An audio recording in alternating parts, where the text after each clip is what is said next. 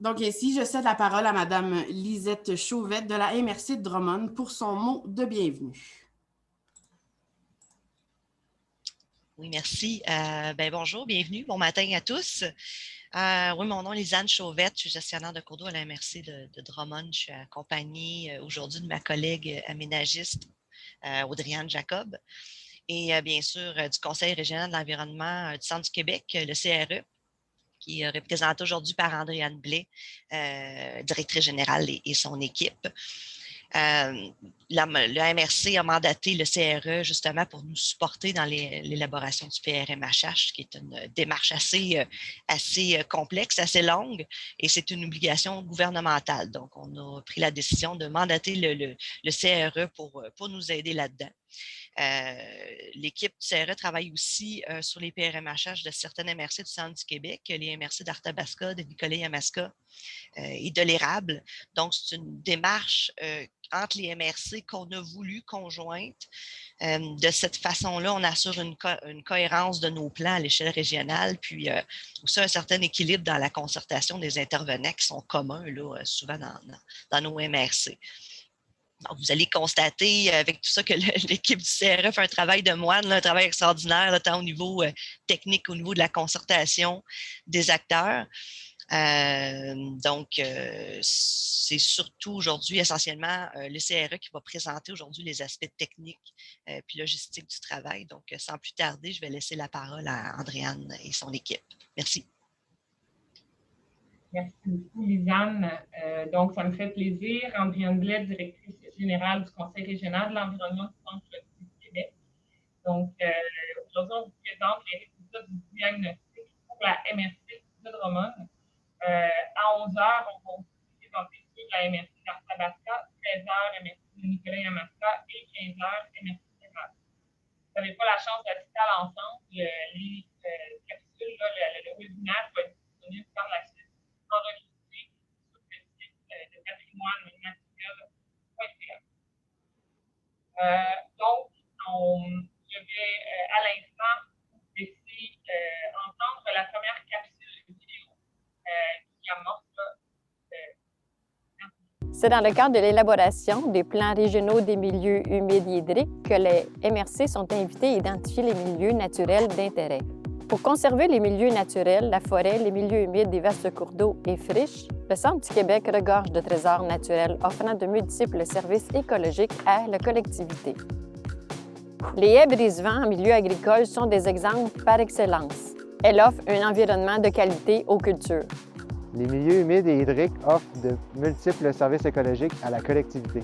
Par la présence de végétation, ils filtrent les sédiments et les polluants avant qu'ils se rendent à l'eau. Ils offrent aussi des habitats pour la reproduction, l'alimentation et l'abri pour les animaux et des habitats pour les végétaux. Puis, par l'infiltration et la rétention de l'eau, ils diminuent les impacts des inondations. Les propriétaires peuvent contribuer à maintenir ces services écologiques. Par exemple, maintenir une bande riveraine large, réduire les surfaces imperméables ou éviter de remblayer les plaines inondables et les milieux humides. Aujourd'hui, il est important de mettre en place des mesures concrètes pour que la forêt de notre région s'adapte aux changements climatiques. Les changements climatiques vont mettre à l'épreuve les peuplements forestiers vulnérables de notre région. C'est pour ça que la sylviculture adaptée est un moyen primordial pour augmenter la résilience des peuplements de notre région. Savez-vous que les fonctions et services écologiques en forêt sont entre autres la chasse, la récolte de produits forestiers non ligneux, comme la cueillette des champignons, la séquestration du carbone par la croissance des arbres et la qualité du paysage qui nous sert à nous promener et relaxer. J'encourage les gens à adopter des mesures nécessaires pour la conservation de nos milieux forestiers. Pour de plus amples informations, visitez patrimoine-naturel.ca.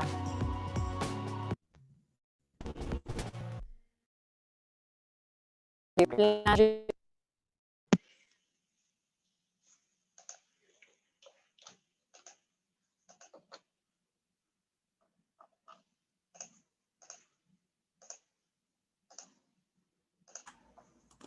Donc, on revient maintenant. Est-ce que vous m'entendez mieux? Il y a eu petit signe qu'on m'entendait pas bien au départ. Donc, laissez-moi savoir si le son est mieux. Merci.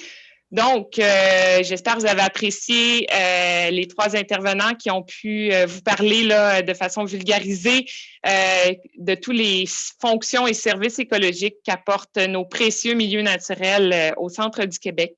Donc, un petit rappel que les plans régionaux des milieux humides, le plan régional des milieux humides et hydriques, ce qu'on nomme les PRMHH, est un devoir des MRC en vertu de la loi sur l'eau, soit les articles 15 à 15,7. Donc, les MRC ont les MRC travaillent là, jusqu'en juin 2022, l'ensemble des MRC du Québec, à identifier les milieux humides et hydriques qui présentent un intérêt écologique, les milieux humides et hydriques qui peuvent aller vers une utilisation durable et ceux qui sont voués à la restauration ou la création. Dans le cadre de la démarche du Centre du Québec, les 4 MRC se sont réunis conjointement pour aller de l'avant avec les plans régionaux des milieux humides et hydriques des 4 MRC afin d'unir leur effort, leur expertise, l'apport financier et de bénéficier là, de l'expertise centricoise en la matière. Donc, c'est le Conseil régional de l'environnement du Centre du Québec qui a été mandaté pour accompagner les 4 MRC de l'érable, Arthabasca, de Drummond et de Nicolet-Yamaska.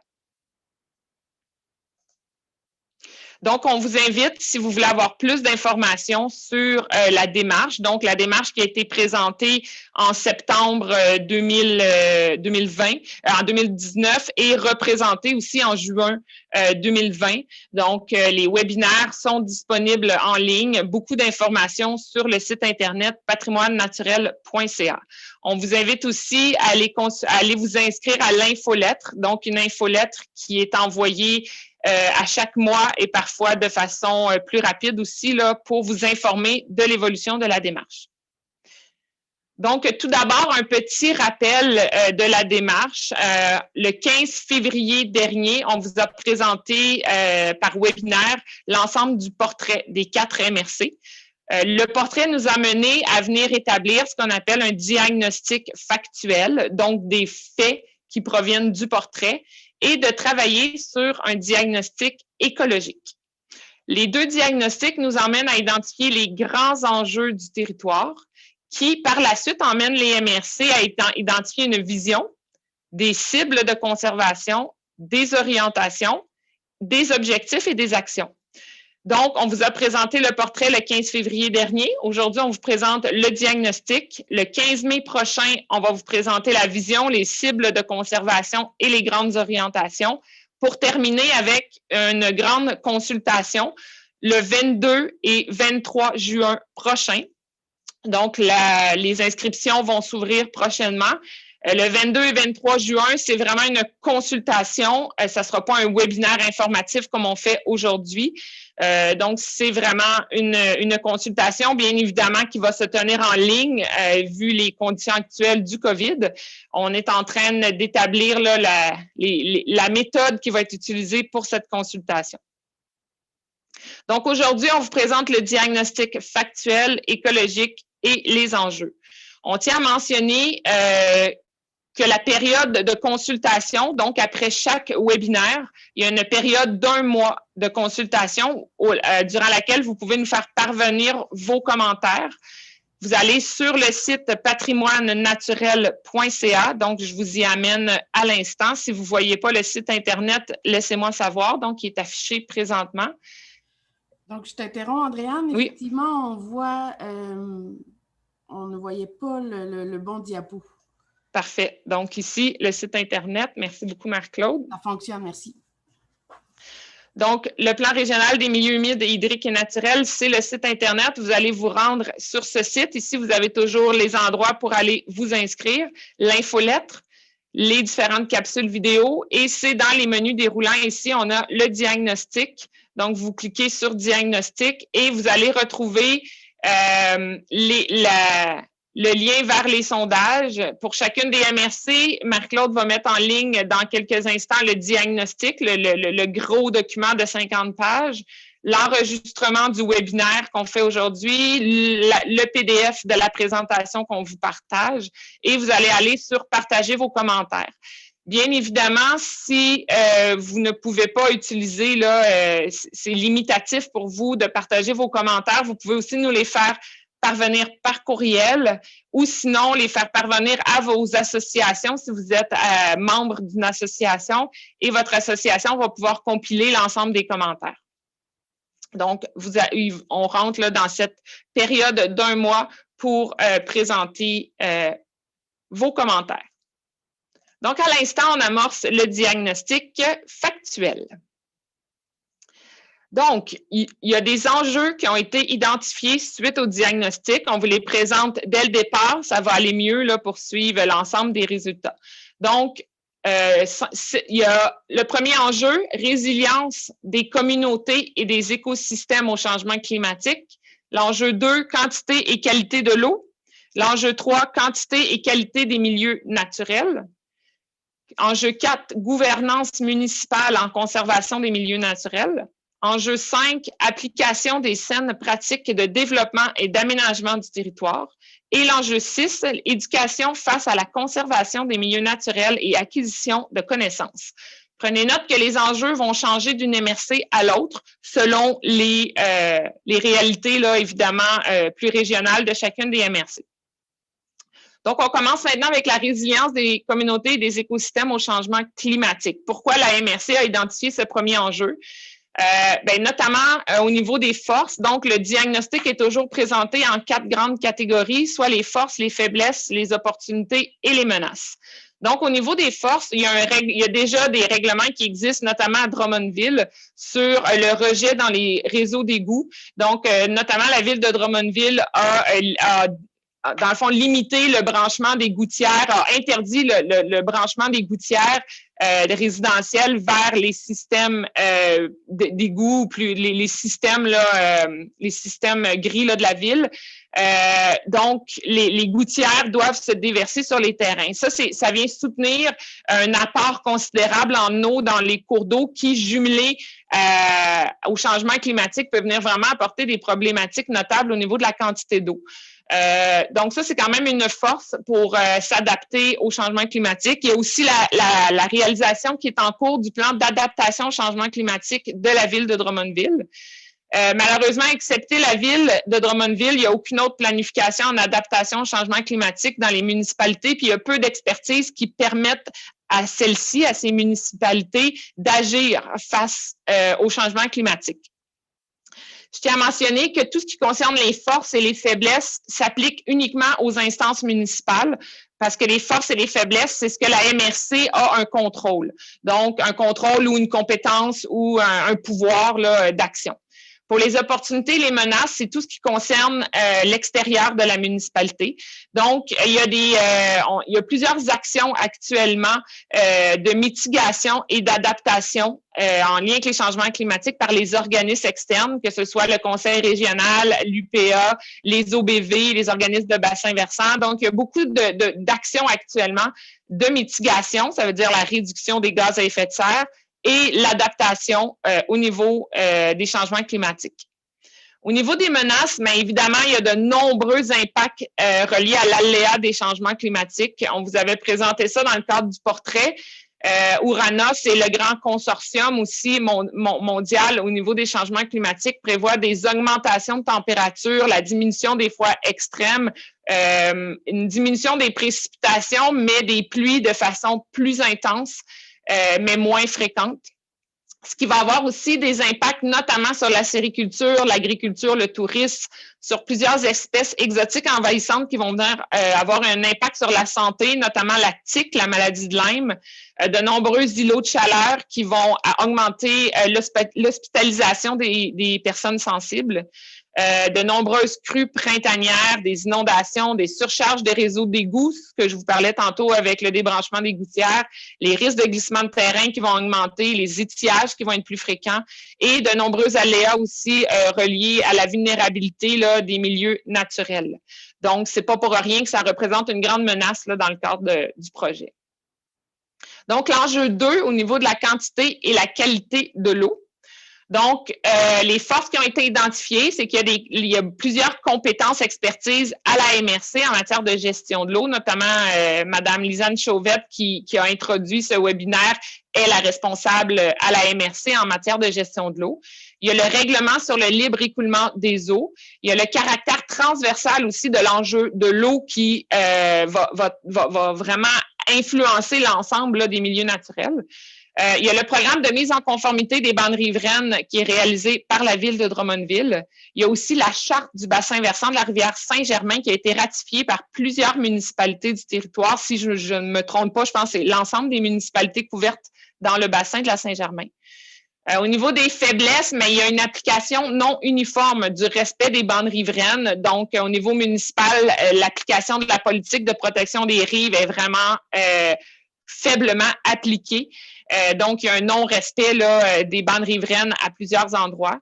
Il y a peu de municipalités qui ont les connaissances nécessaires pour faire face aux inondations ou des plans reliés aux inondations. Il y a un manque de connaissances aussi sur les sources de sédimentation dans les milieux hydriques. Donc, l'apport en sédimentation dans nos cours d'eau, il y a un manque au niveau de la provenance certifiée de ces sédiments.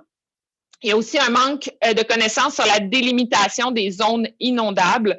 Donc, il y a encore des constructions qui peuvent se faire dans des zones inondables qui ne sont pas cartographiées. Donc, ça l'emmène aussi certaines faiblesses. Au niveau des opportunités, l'acceptabilité sociale en matière de cours d'eau, de milieu hydrique est plus reconnue. C'est, je vous dirais, le milieu naturel où un cours d'eau, ça va de soi qu'il y a un cours d'eau puis qu'il doit être protégé. Donc, l'acceptabilité sociale est davantage là au niveau des milieux hydriques. Il y a une gestion intégrée des ressources en eau par les organismes de bassins versants et les tables de concertation régionales. Donc, sur le territoire de la MRC de Drummond, on a l'OBV Yamaska, le COGESAF, c'est la rivière Saint-François, et on a la rivière Copernic, l'organisme Copernic qui est la rivière Nicolet.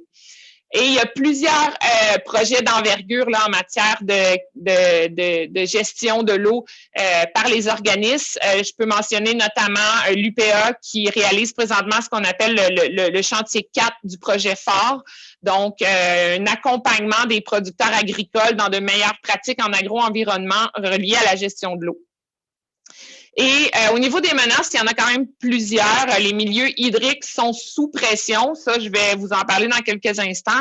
Et il y a certaines stations d'indice de qualité de l'eau, IQBR, c'est supposé être IQBP. Donc, l'indice de qualité physico-chimique et bactériologique qui indique qu'il y a plusieurs seuils douteux ou de très mauvaise qualité au niveau de nos cours d'eau. Juste pour vous montrer comment que nos cours d'eau sont quand même sous pression, notamment il y a plusieurs zones inondables. Donc en vert, on en voit en vert, en mauve, c'est des secteurs de zones inondables.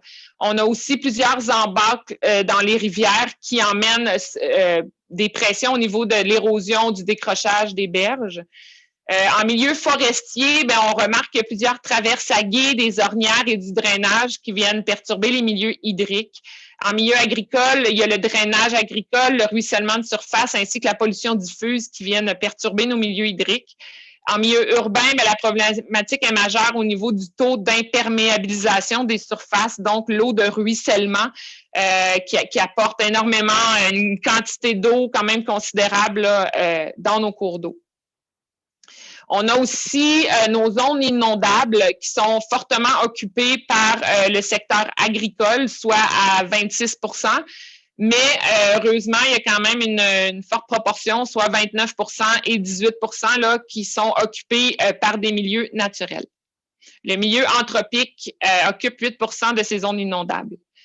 La MRC de Drummond est aussi celle qui présente le plus grand taux de rectification des cours d'eau. Donc, les cours d'eau habituellement sont plus méandreux sous forme de S, mais pour optimiser l'usage du territoire, avec le temps, depuis les années 60, même 50, on a rectifié nos cours d'eau.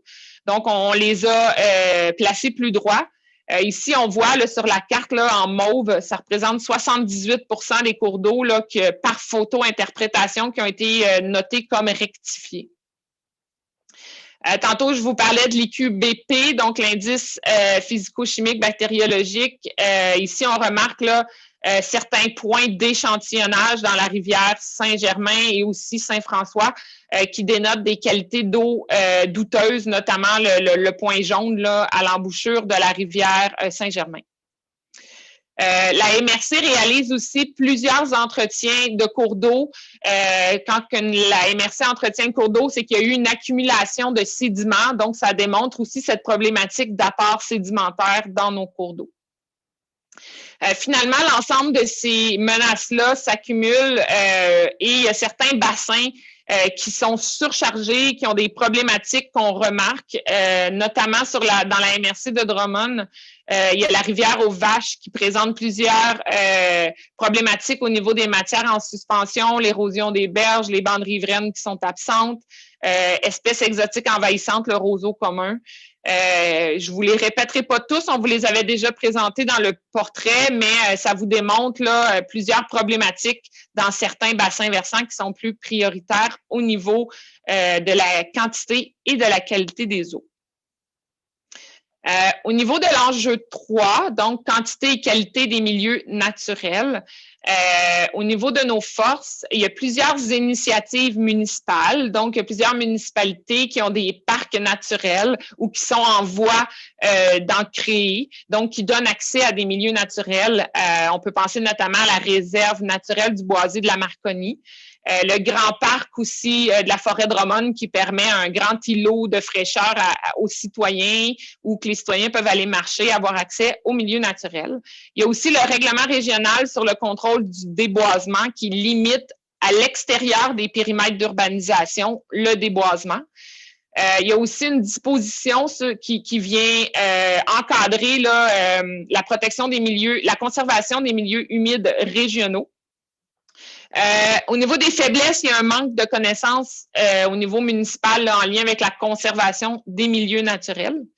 Au niveau des opportunités, il y a une superficie de milieux naturels quand même acceptable. On est à 53% du territoire, ce qui est dans les limites là, acceptables de superficie de milieux naturels. Il y a une expertise régionale en conservation des milieux naturels. Et il y a des visions et des encadrements gouvernementaux. Donc, le gouvernement apporte quand même énormément de visions par rapport à la conservation des milieux naturels. Au niveau des menaces, il y a certaines municipalités qui sont sous les seuils critiques. Malgré qu'on a un bon couvert de milieux naturels, certaines municipalités se trouvent affectées par une superficie très faible de milieux naturels. Et les milieux naturels, tout comme les milieux hydriques, sont sous pression. Dans les milieux naturels, ici, je tiens à mentionner qu'on inclut les milieux humides dans cette grande catégorie. Il y avait quand même un souci à la MRC de distinguer les milieux hydriques de l'ensemble des milieux naturels parce que les milieux hydriques, c'était un enjeu quand même à lui seul, un grand enjeu. Donc, juste pour vous montrer, là, au niveau des milieux humides, vous voyez ici la municipalité de l'Avenir, Notre-Dame du Bon-Conseil, Village, Saint-Félix-de-Kingsley, Saint-Brigitte-des-Sceaux, Saint-Guillaume, Saint-Eugène, Saint-Majorique de Gramtam aussi, qui présente, pas Saint-Majorique, Saint-Pie-de-Guire, qui présente des seuils sous le seuil critique de 6% de milieux humides sur le territoire. De la même façon aussi, on peut voir les municipalités qui sont sous le seuil de 30% au niveau de la forêt. Notre-Dame du Bon-Conseil Village, Sainte-Brigitte-des-Sceaux, Saint-Germain-de-Gramtam, Saint-Guillaume et juste un petit peu en dessous, là, Saint-Pie-de-Guire au niveau des milieux forestiers.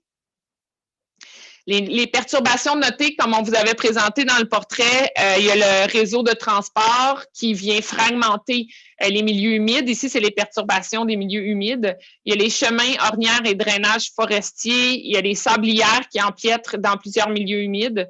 Il y a le développement de l'urbanisation aussi qui amène un changement d'usage considérable, une perte de milieux humides. Donc, au niveau de Nicolet-Yamaska, pas Nicolet-Yamaska, au niveau des espèces exotiques envahissantes. Donc, ici, on peut voir aussi que nos milieux naturels ont aussi une pression au niveau de l'envahissement, l'introduction de certaines espèces exotiques envahissantes, là, autant au niveau des milieux hydriques que de nos milieux forestiers et humides. Au niveau du diagnostic pour la gouvernance municipale en conservation des milieux naturels, donc ce qui est ressorti au niveau des forces, c'est qu'il y a des règlements, il y a des dispositions, il y a des plans qui encadrent la conservation des milieux naturels, donc on s'en va vers la bonne voie. Au niveau des faiblesses, il y a une volonté inégale d'engagement des élus en conservation des milieux naturels, ce qui emmène quand même une difficulté d'arrimage au niveau de la MRC quand on veut aller vers des orientations régionales. Il y a aussi un manque à l'égard de l'application de certaines politiques, règlements et lois, notamment la politique de protection des rives, mais aussi au niveau des lois. Dans la démarche, on s'aperçoit que très peu d'élus aussi connaissaient les lois actuelles en vigueur par rapport à notamment la loi sur la conservation des milieux humides et hydriques. Mais heureusement, avec la démarche en cours, les élus ont pu s'informer, acquérir beaucoup de connaissances là, en lien avec ces lois-là. Au niveau des opportunités, il y a des lois, règlements et programmes qui encadrent la conservation des milieux naturels. Au niveau des menaces, mais il y a une inégalité, ce qu'on appelle l'équité territoriale. Il y a une inégalité dans la répartition des milieux naturels entre les municipalités et ça vient créer des divergences en gouvernance. Il y a certaines municipalités qui ont pu profiter avec le temps d'un plus grand développement, donc il y a moins de milieux naturels dans ces municipalités-là, mais ils ont pu se développer. Puis il y a certaines municipalités qui ont une très grande proportion de milieux naturels, mais vu les lois en place, là, leur développement est plus limité. Donc, ça l'emmène quand même certains défis de gouvernance. Donc, juste pour vous montrer, là, au niveau de la gouvernance, les affectations, c'est ce qui guide le développement du territoire. Au niveau de la MRC, donc, on peut voir que les affectations majeures où se retrouvent les milieux naturels, c'est l'agricole viable. Donc, on peut voir que dans l'affectation agricole viable, il y a une très grande proportion de milieux naturels. On vous avait présenté ça là, dans le cadre du portrait. L'avant-dernier enjeu, donc l'application des saines pratiques de développement et d'aménagement du territoire. J'en ai un petit peu parlé dans la gouvernance, mais l'ensemble de la conservation des milieux naturels emmène de grands défis, notamment la conciliation entre la conservation et le développement. Une des forces, c'est que nos milieux naturels apportent une attractivité en région. Le Centre du Québec est quand même reconnu pour sa grande diversité de paysages et sa grande diversité de milieux naturels. Donc, de conserver les milieux naturels, ça emmène une économie de récréo-touristique. On le voit avec la forêt de Drummond, notamment le parc régional de la forêt de Drummond, qui emmène une économie reliée au plein air. Toutefois, au niveau de la faiblesse, c'est qu'il y a une projection d'augmentation des populations, ce qui va amener des défis de développement, notamment en milieu urbain. Donc, les municipalités vont être amenées à réfléchir à conserver des milieux naturels en périmètre urbain parce que c'est important, notamment dans un cadre de changement climatique, d'avoir des îlots de fraîcheur en milieu urbain, puis aussi pour la santé spirituelle, la santé mentale des citoyens, mais en même temps, cette conservation-là limite le développement dans les périmètres d'urbanisation. Donc, il y a vraiment des défis ici là, de conciliation. Au niveau, là, j'ai mis opportunité, menace ensemble parce que ça peut autant aller d'un sens puis de l'autre, là, mais la conciliation entre le développement et la conservation des milieux naturels et favoriser le respect et la mise en valeur des particularités des différents territoires. Finalement, le dernier enjeu pour le diagnostic factuel, éducation face à la conservation des milieux naturels. Une des forces, c'est qu'il y a plusieurs outils d'éducation qui ont été développés par les instances municipales. On peut penser notamment au guide de gestion des inondations par la ville de Drummondville. Il y a aussi la ville de Drummondville aussi qui est en train de produire un guide du riverain pour sensibiliser les gens qui habitent près des cours d'eau. Donc, il y a des outils qui se développent. La MRC de Drummond avait aussi offert, conjointement avec l'OBV COGESAF, plusieurs conférences sur les milieux hydriques là, il y a 2 ans. Il a fait le tour de toutes les municipalités. Par contre, au niveau de la faiblesse, c'est qu'il y a un manque de connaissances des décideurs et des municipalités, si on l'a mentionné aussi plus tôt en gouvernance.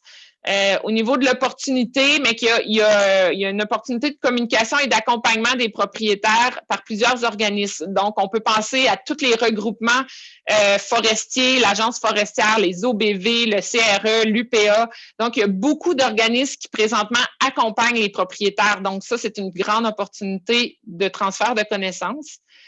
Au niveau des menaces, mais il y a plusieurs propriétaires qui risquent d'être démunis face à ces connaissances-là. Pas dans un sens où ils sont pas intelligents, c'est juste qu'il y a tellement d'informations à saisir, à comprendre, puis on le sent là dans le cadre de cette démarche-ci. C'est très, très, très exigeant, compliqué de comprendre l'ensemble de ces informations. Donc, c'est un défi pour le propriétaire privé. Donc, l'accompagnement par des professionnels est vraiment essentiel. Il y a aussi une méconnaissance du rôle des milieux naturels. Malgré que c'est quand même complexe de tout comprendre la réglementation, reste que nos milieux naturels sont, tu sais, tout le monde va dire, ouais, ça va de soi qu'il faut conserver nos milieux naturels, on peut pas être contre la vertu, mais quand on arrive pour réellement faire de la conservation, là, il y a une méconnaissance du rôle de ces milieux naturels-là qui vient soutenir la reconnaissance de faire des actions.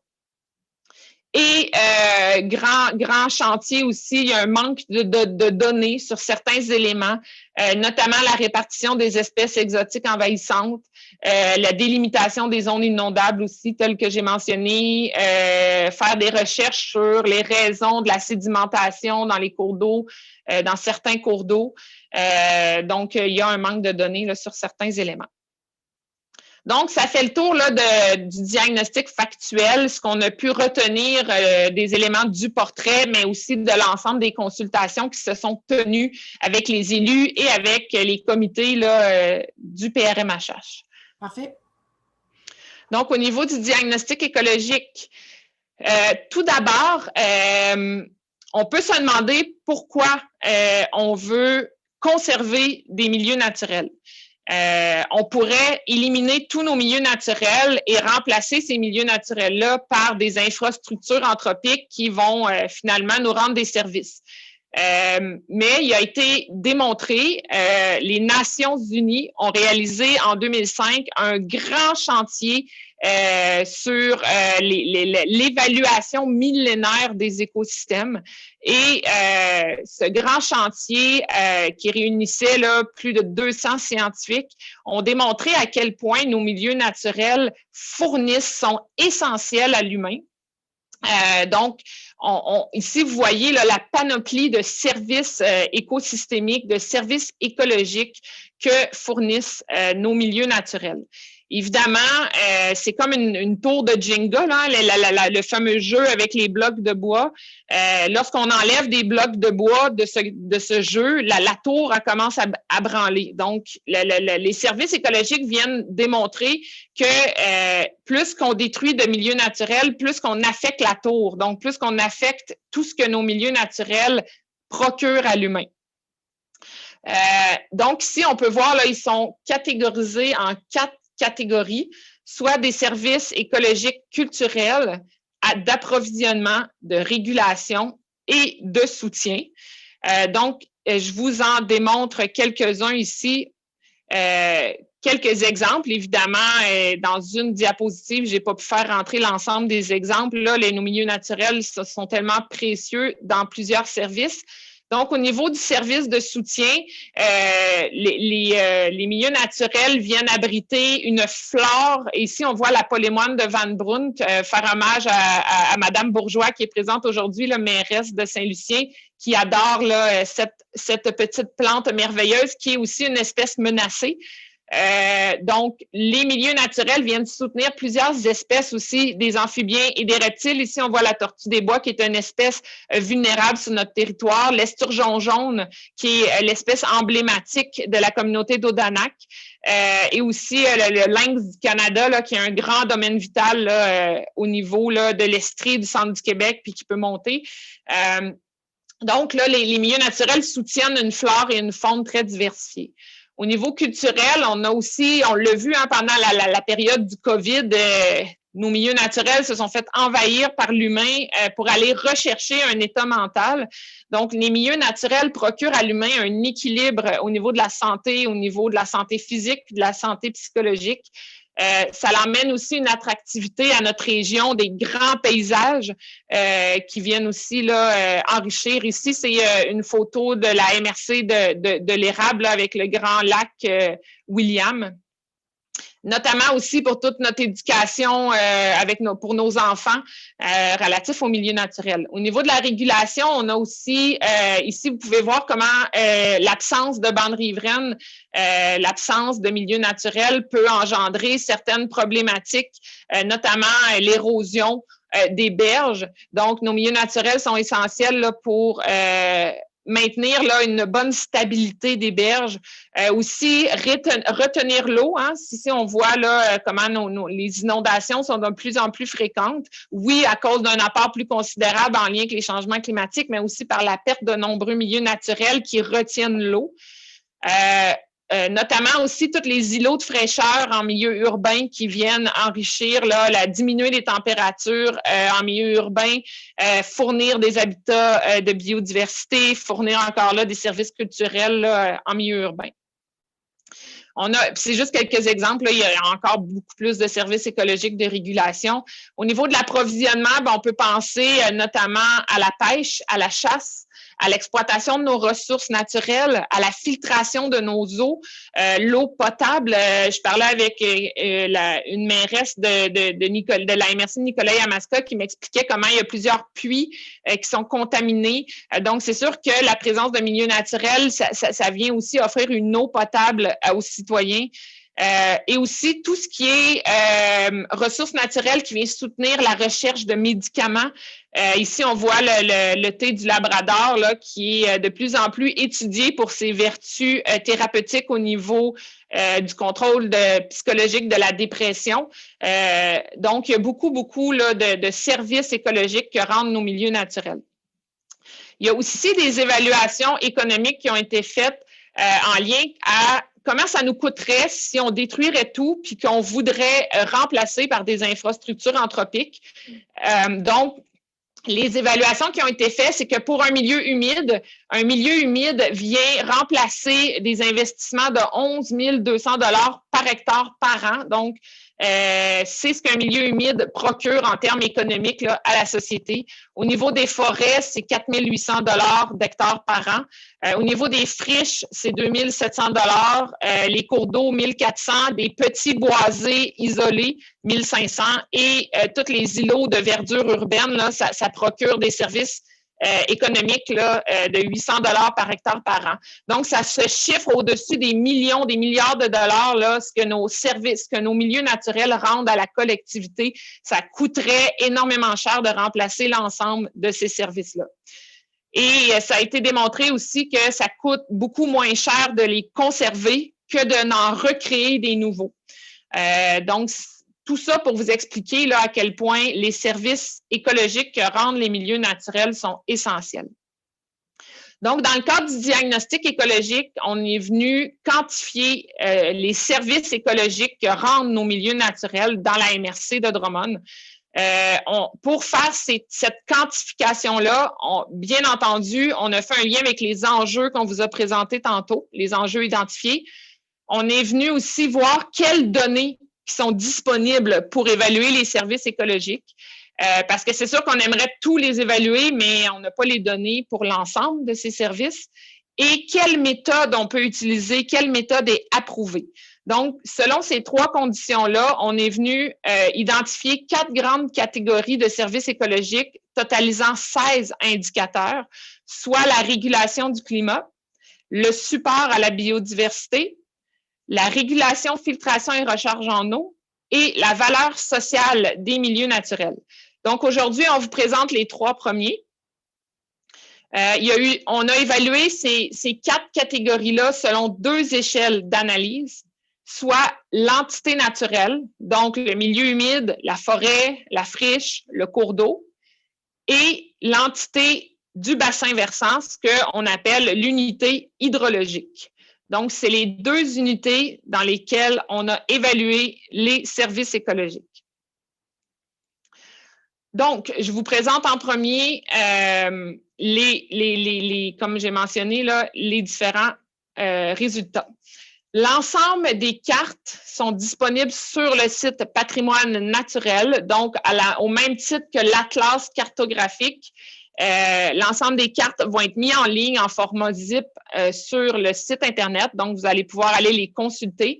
C'est important de comprendre que ces cartes-ci ne sont pas réglementées, ne sont pas priorisées, donc c'est des résultats bruts. Ce n'est pas parce qu'un milieu ressort important que nécessairement le propriétaire va être affecté d'un règlement ou de peu importe quelle action. Ce n'est que des résultats bruts, donc c'est important de garder ça en tête. Donc ici, vous pouvez voir les résultats pour la rétention des eaux fournis par les milieux humides. Donc, en bleu, c'est tous les milieux humides qui fournissent le service de rétention des eaux de façon très élevée, jusqu'à la couleur rouge où les milieux humides ne fournissent pas nécessairement ce service de rétention des eaux. Si vous désirez connaître l'ensemble de la méthodologie, on a fait un résumé dans le document du diagnostic, mais le rapport méthodologique complet va être disponible cet été. Mais comme je vous ai dit, c'est soutenu de méthodologies là, qui ont été approuvées et reconnues là, au niveau de la science. À droite, vous voyez aussi que le bassin versant de la rivière Saint-Germain, entre autres, en bleu, est un des bassins versants qui ressort très élevé là, au niveau de la contribution de rétention des eaux. Si je vais de façon plus précise, là, de façon plus zoomée, là, vous pouvez voir, entre autres, là, ici, ce qui est intéressant dans le bassin de la Saint-Germain aussi, c'est qu'il y a plusieurs petits milieux humides, on peut le voir là où il y a ma flèche, là, qui contribuent à cette rétention des eaux-là. Parce que souvent, on peut penser que c'est, tu sais, on le voit, là, il y a des grands milieux humides qui fournissent ce service-là, mais il ne faut jamais oublier que les petits milieux humides, combinés entre eux, puis c'est ce qui fait la force du bassin versant de la Saint-Germain, apportent le service de rétention des eaux. Donc, ici, on voit de façon plus zoomée. Puis, je tiens à mentionner que dans le bassin versant de la Saint-Germain, on connaît quand même des problématiques de quantité d'eau. Hein. Il y a quand même des inondations, des grands coups d'eau, mais ça démontre quand même que ce bassin-là, actuellement, fournit, comparativement aux autres, un grand service écologique relié à la rétention des eaux. Mais la problématique de rétention demeure quand même parce qu'avec le temps, il y a beaucoup de milieux humides qui se sont détruits. Donc, ce que ça l'indique, c'est que dans ce bassin-là, ça en prendrait quand même encore des milieux humides pour continuer d'augmenter la fonction de rétention des eaux parce que la problématique est quand même présente. Là, je ne vous présente pas tous les 16 indicateurs parce que sinon, je vais vous assommer. Là, j'en ai choisi quelques-uns. Ça, c'est le captage des éléments nutritifs et des polluants par les forêts, par les boisés. Donc, selon des études, notamment de Jutra, il est démontré que les marécages riverains, donc des marécages qui est un élément forestier, c'est l'élément forestier qui apporte la plus grande contribution en lien avec le captage des éléments. La forêt contribue en entier, mais une forêt marécageuse, c'est là qu'il y a et riveraine, c'est là qu'il y a le plus grand apport en lien avec le captage des éléments. Donc, dans le projet, ici, on est venu chercher les forêts qui avaient une présence de marécage riverain considérable. Donc, on peut voir là, que tout ce qui entoure là, la rivière Saint-Germain va venir ici là, contribuer, entre autres, au captage des éléments nutritifs.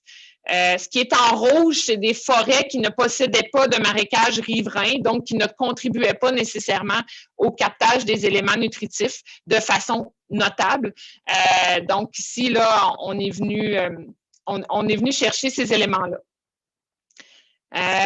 Par la suite, un autre indicateur que je peux vous présenter, c'est le support de la biodiversité. Ici, je vous le présente pour les friches. Cet indicateur-là est calculé pour l'ensemble des milieux naturels. J'ai juste choisi ici les friches. Donc, les friches, vous les voyez, là, elles sont tout petites sur le territoire. Les friches apportent un support en matière de biodiversité considérable. Notamment, ici, on voit la grande friche là, qui serpente, qui longe l'autoroute 20 près de Saint-Germain et de Drummondville, qui est une friche qui a un grand support en termes de biodiversité.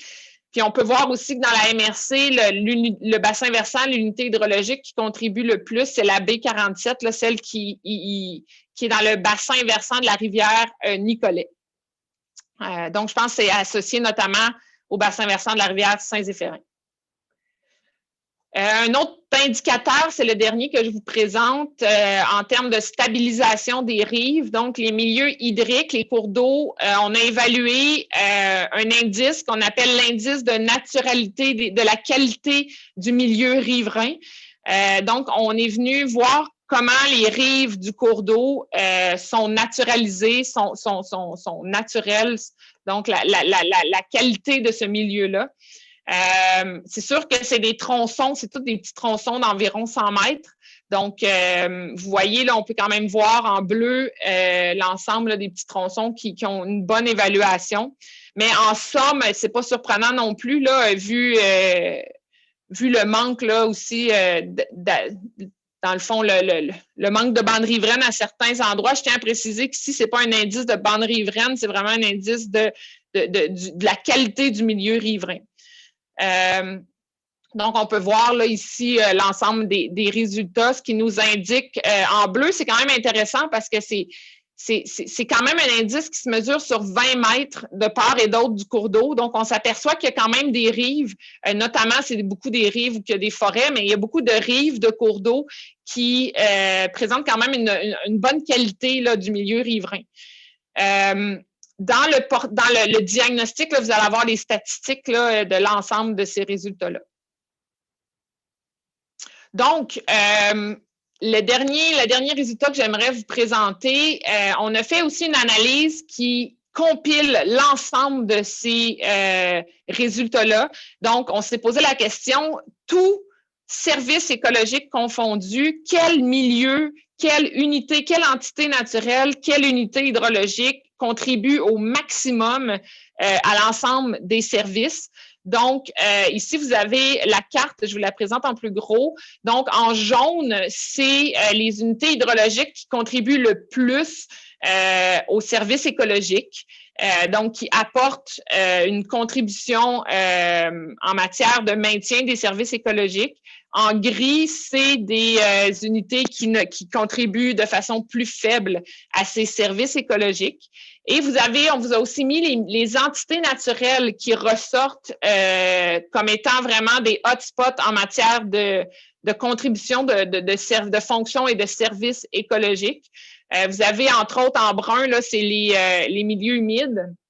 Vous avez la Grande Friche qui longe là, l'autoroute 20. Vous avez des milieux forestiers, entre autres, là, dans l'unité hydrologique A73, vous avez des milieux boisés ici là, qui sortent très fort au niveau de leur contribution à différents services, support de biodiversité, rétention des eaux, captage des éléments nutritifs, séquestration de carbone. Donc, ces milieux-là, ils contribuent très grandement là, à l'ensemble des services écologiques. Donc, je rappelle en terminant l'ensemble des enjeux auxquels va s'appliquer la suite des choses, donc la vision, les orientations, le plan d'action. Je vous rappelle aussi que le diagnostic est disponible en ligne. Le webinaire du 15 mai va concerner la vision, les cibles de conservation et les grandes orientations. Et on vous invite du 15 avril au 15 mai à nous faire parvenir vos commentaires relatifs au diagnostic qu'on vient de vous présenter de façon résumée, synthèse, vulgarisée. Et l'ensemble du document est disponible en ligne sur le site patrimoinenaturel.ca.